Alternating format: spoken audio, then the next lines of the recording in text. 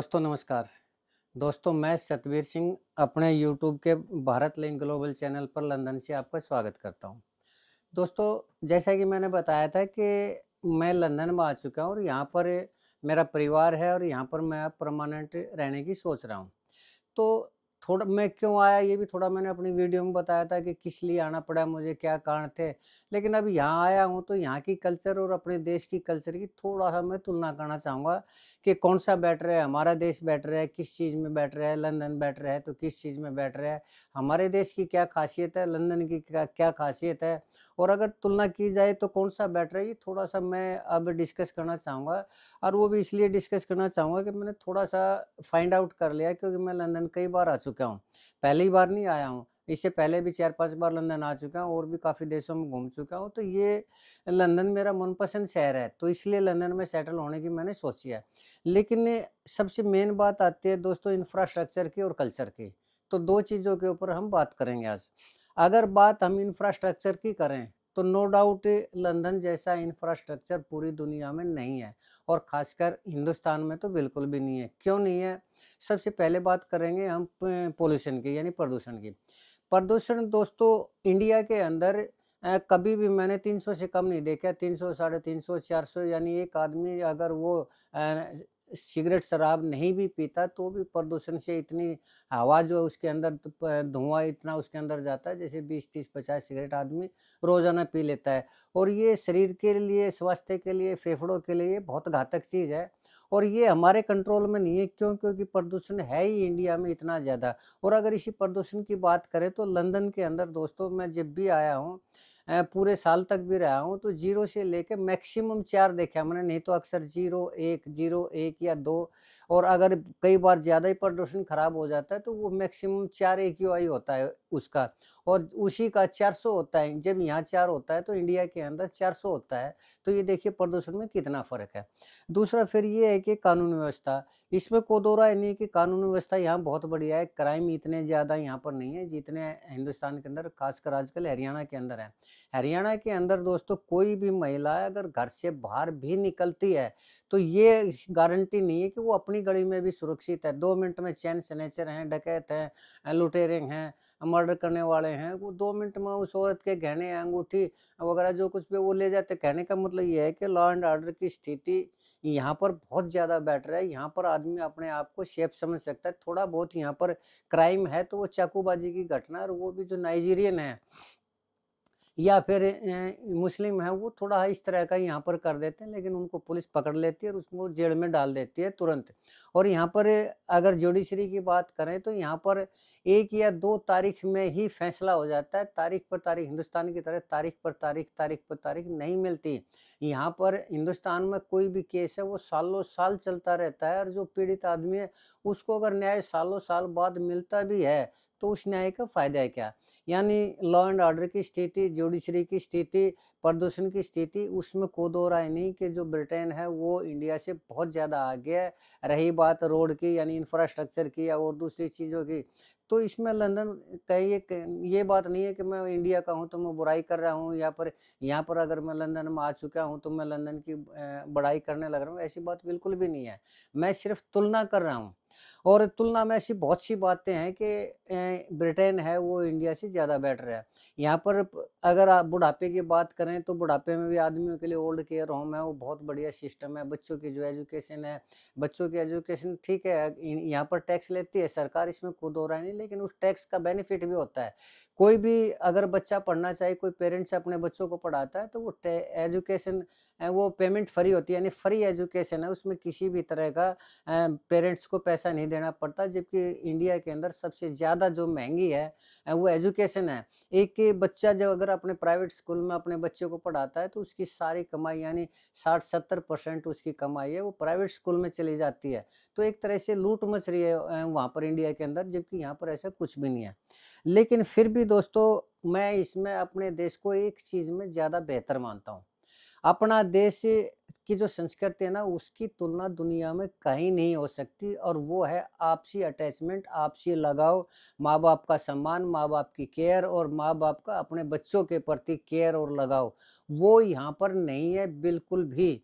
यहाँ पर मैं पहले भी आया हूँ, तो मैंने एजुकेशन सिस्टम को भी देखा है, तो यहाँ स्कूल के सिलेबस में ही ब्रिटेन के अंदर ये है कि माँ-बाप के पास बच्चों को सिर्फ़ जब तक रहना है, जब तक कि वो बालिग नहीं हो जाते, यानी 18 साल के नहीं हो जाते। और ये एजुकेशन में ही सिखाया जाता है कि जब बच्चा 18 साल का हो जाता है, तो वो अपने माँ-बाप से दूर हो जाएगा, अपनी खुद की कमाई करेगा, खुद का करियर बनाएगा, अपना खुद का अलग से मकान लेके रहेगा। हो सकता है ये सोच ठीक हो कि बच्चे को अपने पैरों पे खड़ा करने के लिए ये चीज़ ज़रूरी हो सकता है, लेकिन उसमें एक नेगेटिव पॉइंट ये भी कि इससे बच्चा अपने माँ-बाप से दूर हो जाता है। और 18 साल से नीचे का अगर कोई बच्चा है, तो माँ-बाप की इतनी हिम्मत नहीं है कि बच्चे को डाँट भी दे। अगर बच्चे के ऊपर डाँट भी पड़ जाती है, तो बच्चा तभी अगर कंट्रोल रूम में फ़ोन कर देता है, तो वो माँ-बाप अरेस्ट होंगे ही होंगे, हर हालत में होंगे। तो इसलिए माँ-बाप को यहाँ पर कल्चर के नाम से बच्चों से डर के रहना पड़ रहा है, जबकि हमारे देश में तो इस तरह की कोई वो है ही नहीं। बच्चों को आप यहाँ डाँट नहीं सकते, हमारे देश के अंदर तो बच्चों की ठुकाई करते हैं, पिटाई करते हैं, और फिर भी बच्चा कभी माँ-बाप से दूर नहीं होता, माँ-बाप से नफ़रत नहीं करता। और ब्रिटेन के अंदर अगर एक बार बच्चे को थप्पड़ मार देते हैं, तो पुलिस में अरेस्ट करवा देते हैं माँ-बाप को। तो ये हमारे देश की जो कल्चर है, उसकी तुलना नहीं हो सकती, कहीं पर भी हमारा कल्चर सर्वश्रेष्ठ है। और रही बात अटैचमेंट की, तो मैं अभी आपको एक लाइव उदाहरण देना चाहूँगा, बिल्कुल मेरे साथ में। मैंने जो मकान लिया है, उसके बिल्कुल साथ में एक बुज़ुर्ग आदमी रहा करते अकेले, जबकि उनके बच्चे भी यहीं लंदन में ही रहा करते, और उसका एक बेटा तो इसी कॉलोनी में जिसमें मैं रहता हूँ, उसी कॉलोनी में उसका बेटा रहा करता है। लेकिन वो बुज़ुर्ग आदमी बिल्कुल अपने घर में अकेला रहा करता, उसके बच्चे उसके पास आया तक नहीं करते। और लास्ट में जब पता चला कि उस आदमी का देहांत हो चुका, डेथ हो चुका, तो ये भी नहीं पता चला कि उसकी डेथ हुए 3 दिन हो चुके, 5 दिन हो चुके या 10 दिन हो चुके हैं।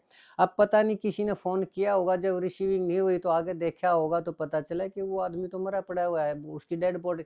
अब ये देखिए 10 दिन तक उसकी डेड बॉडी पड़ी रही अपने ही घर में। पता नहीं वो कितने दिन से भूखा होगा, कितने दिन से प्यासा होगा, उसके शरीर के अंदर ताकत नहीं बची, और उसके बच्चों ने कभी आके मिलने की ज़रूरत नहीं समझी। चलिए इतना तक भी अगर बात सोचे, तो उसके बाद जब उनके बच्चों को पता चला, तो वो दौड़े-दौड़े आए, इसलिए दौड़े-दौड़े नहीं आए कि उनके पिताजी की डेथ हो गई, बल्कि वो दौड़े-दौड़े इसलिए आए कि उस मकान के ऊपर कब्ज़ा किसका होगा। और वास्तव में जब उसकी डेथ थी और उसकी उन्होंने फ़ोन कर दिया यहाँ पर कॉर्पोरेशन को, तो वो जब डेड बॉडी को ले जाने लग रहे थे, तो उसके बच्चों के चेहरे के ऊपर शिकन तक नहीं थी कि उनका पिताजी चला गया। रोना तो बहुत दूर की बात, उल्टा उसी टाइम जब उसकी डेड बॉडी पड़ी थी, तो उसके बच्चे खाना खाने लग रहे थे, चाय पीने लग रहे थे, बर्गर खाने लग रहे थे, और हँस-हँस के बातें करने लग रहे थे। और जैसे ही उसकी डेड बॉडी गई, उनमें से जो एक लड़का था, उसका लड़का था, जो यहाँ इसी कॉलोनी में रहा करता, उसने डेरा जमा लिया उसी घर के अंदर। और वो बड़े मज़े से, और बल्कि उसके चेहरे के ऊपर एक तरह से खुशी है कि बूढ़ा चला गया तो ठीक होगा, अब इसकी प्रॉपर्टी मेरे पास आ गई।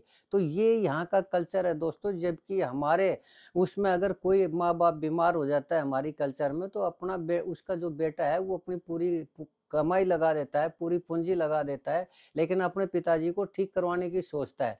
और कभी भी बूढ़े आदमी को अकेले नहीं छोड़ते हमारी कल्चर के अंदर, यार यहाँ पर बच्चा 18 साल का होते ही माँ-बाप को छोड़ देता है। तो मान लीजिए यहाँ इंफ्रास्ट्रक्चर अच्छा है, मान लीजिए यहाँ पर कानून व्यवस्था अच्छी है, जुडिशरी अच्छी है, लेकिन उसका क्या करें कि जब माँ-बाप को अपने बच्चों की ज़रूरत होती है, तभी वो मुँह फेर लेते हैं यहाँ पर। और यहाँ पर अगर माँ-बाप मर जाते हैं, तो वो इसलिए खुश होते हैं कि अब इनकी प्रॉपर्टी हमें मिलेगी। तो ये कल्चर यहाँ की है दोस्तों, और इस कल्चर की तुलना जो हमारे देश की कल्चर है, उससे तुलना नहीं की जा सकती। और इस कल्चर के सामने ये इंफ्रास्ट्रक्चर और ये जुडिशरी और ये व्यवस्था, ये सारी गौण हो जाती है। इनकी कोई मायने नहीं रखता। जब एक आदमी जो सारी ज़िंदगी अपने बच्चों के लिए पता नहीं क्या-क्या करता है, अगर लास्ट में उसके साथ जब ये नहीं पता कोई दवाई देने वाला भी उसको है या नहीं है, अगर उसको प्यास लगती है तो बुढ़ापे में पानी पिलाने वाला नहीं है, को अगर भूख लगती है तो उसको कोई खाना देने वाला नहीं, तो ऐसे स्ट्रक्चर का हम क्या करेंगे? तो कुल मिला के एक चीज़ के मामले में इंडिया से बेहतर दुनिया में कोई भी देश नहीं है, और वो है संस्कृति। हमारी संस्कृति, हमारी जॉइंट फैमिली का मतलब ये ज़रूरी नहीं कि चाचा, ताऊ, दादा परदादा ये साथ रहते हो। भले ही एक ही माँ-बाप के वो रहते हों, मम्मी-पापा हों, उसके बच्चे हों, उनके बच्चे हों, तो वो भी जॉइंट फैमिली, वो भी अपने जैसे माँ-बाप अपने बच्चों की केयर करते हैं, तो बच्चे भी अपने माँ-बाप की उसी हिसाब से केयर करते हैं, उनका ध्यान रखते हैं, उनका कहना मानते हैं, उनके आदेश को मानते हैं। और ये आदेश छोड़िए, यहाँ तो सलाह भी नहीं मानते, और यहाँ पर ये सोचते हैं कि ये बूढ़ा हमें सलाह ही क्यों देने लग रहा है, अगर ये चला क्यों नहीं जाता इस दुनिया से। तो दोस्तों, इस मामले में भारत जितना अमीर देश, भारत जितना कल्चरल रूप से साउंड देश और दुनिया में कहीं पर भी नहीं है। हमारी जो संस्कृति है, जो जिसने भी बनाई है, उन्हें सलाम करना चाहिए कि उन्होंने प्यार पैदा किया, विश्वास पैदा किया, एक-दूसरे के ऊपर मर मिटने की जो भावना पैदा की, वो सिर्फ़ और सिर्फ़ इंडिया की संस्कृति में है। यहाँ पर अंग्रेज़ों ने चाहे पूरे दुनिया पे राज किया हो, उसका कभी सूरज नहीं छिपा हो, लेकिन जो कल्चर है वो बहुत ख़राब है। इसमें पारिवारिक शब्द नाम की कोई चीज़ नहीं है, माँ-बाप का प्यार नाम की कोई चीज़ नहीं है, अधिकार नाम की कोई चीज़ नहीं है, एक-दूसरे के प्रति केयर करने की कोई चीज़ नहीं है। भले ही इनके पास लाखों करोड़ों रुपए आज हमारे देश से ये 45 ट्रिलियन डॉलर लूट के लेके आए हों भले ही, लेकिन आज अगर प्रोग्रेस की भी बात करें तो यहाँ जो इंडियन रहते हैं वो उनसे ज़्यादा प्रोग्रेस करें। लेकिन उस चीज़ को भी छोड़िए, आज अगर हमारा देश इस देश ब्रिटेन के सामने भले ही पैसे के मामले में कम हो, लेकिन संस्कृति के मामले में हमारे देश की तुलना दुनिया की कोई भी संस्कृति नहीं कर सकती दोस्तों। तो ये जो मैंने देखे हैं, अपने सामने ये देखे हैं, तो इससे मुझे भी लग रहा है कि अगर लास्ट में जाके अपने देश में ही रहा जाए तो वही ज़्यादा बेटर है। तो देखता हूँ मैं कैसी परिस्थितियाँ होती है, क्या परिस्थितियाँ होती हैं। लेकिन संस्कृति के मामले में मैं कहूँगा दोस्तों, हमारे देश का मुकाबला नहीं है। बाकी चाहे हमारा देश विकासशील हो या विकसित हो या गरीब हो या अमीर हो, कुछ भी हो, और ब्रिटेन और अमेरिका जैसे फ्रांस देश देश जैसे देश पैसों के मामले में, इंफ्रास्ट्रक्चर के मामले में भले ही कितने ही आगे निकल गए हों, लेकिन संस्कृति के मामले में, परिवार के मामले में, प्यार के मामले में, मोहब्बत के मामले में हमारे देश की पूरी दुनिया मिलके भी भारत की का मुकाबला नहीं कर सकती दोस्तों। तो आज के लिए इतना ही। मैं थोड़ा-सा बिज़ी था, कोशिश करूँगा मैं कल से रेगुलर वीडियो बनाने का प्रयास करूँगा, और रेगुलर जो मेरा पहले फ़्लो था, वही डालने का प्रयास करूँगा। आपने मेरा ये वीडियो देखा, इसके लिए आपका बहुत-बहुत धन्यवाद। आपसे प्रार्थना करना चाहूँगा कि अगर आपको मेरा ये वीडियो अच्छा लगा तो मेरे वीडियो को लाइक करें, शेयर करें, कमेंट करें दोस्तों, वीडियो को हाइप ज़रूर करें। और अगर आपको लगता है कि मेरा कहना ठीक है, तो मैं आपसे ये भी प्रार्थना करना चाहूँगा कि मेरे चैनल को सब्सक्राइब ज़रूर करें, ताकि ज़्यादा से ज़्यादा आप मेरे चैनल को सब्सक्राइब करेंगे तो मुझे भी लगेगा कि मेरा भी हौसला बढ़ेगा, और मुझे लगता है कि इसी तरह की वीडियो मुझे बनानी चाहिए। आपने टाइम दिया, आपने वीडियो देखा, इसके लिए आपका बहुत-बहुत धन्यवाद। नमस्कार, जय हिंद।